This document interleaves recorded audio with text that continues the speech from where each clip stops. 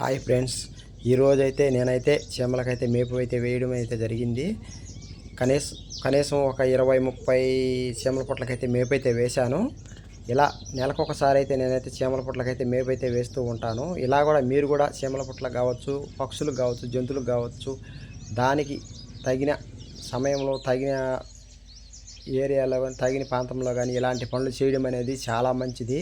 ఆసక్తి ఉన్న వాళ్ళు ఎవరైనా కానీ ఇలాంటి పనులు అయితే చేయండి. ఎందుకంటే వీటికైతే ఇవైతే మనమైతే మాకు నీరు పెట్టండి, మేత వేయండి అని అడిగే అవకాశం అయితే ఉండదు.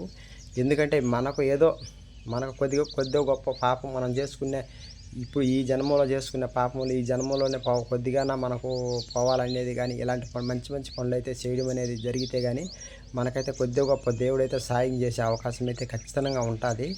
ఎందుకంటే ఇలాంటి పనులు చేసిన తర్వాత అయితే కానీ మనకైతే దేవుడు సాయం చేశాడు అనేది అయితే రిజల్ట్ అయితే ఖచ్చితంగా జరుగుద్ది.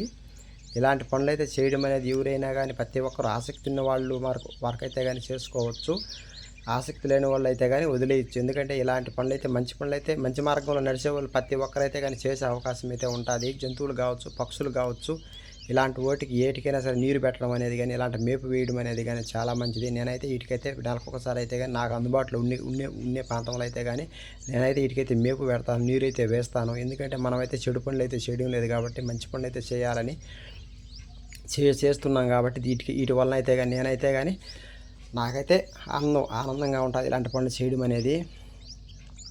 ఎందుకంటే చెడు మార్గంలో పనులు చేస్తే అదొక మనిషికైతే సంతోషం అనేది ఉండదు. ఇలాంటి పనులు మంచి పనులు అయితే చేస్తే కానీ నాకైతే చాలా ఆనందంగా ఉంటుంది. కాబట్టి నేను ఇలాంటి మంచి పనులు అయితే చేస్తూ ఉంటాను.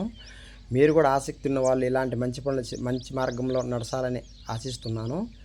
ఎందుకంటే ఇదే విధంగా కానీ మనమైతే కానీ మనిషికైతే కానీ మనం 1 కేజీ బంగారు ఇచ్చినా కానీ నువ్వు 1 కోటి రూపాయలు లెక్కించినా కానీ ఎంతైనా నేను సపోజ్గా చెప్తున్నాను. అంతేగాని ఇలాంటి ఇచ్చిన కొద్ది రోజుల్లో అయితే కానీ నిన్నైతే గుర్తుపెట్టుకొని నిన్నైతే కానీ అది ఇదని పొగిడి రకరకాలుగా మాట్లాడతాడు. తర్వాత కొద్ది దినాలు పోయిందంటే నువ్వు ఎవరు అసలు నీ కనీసం నిన్నైతే చూసే అవకాశం కూడా ఉండదు.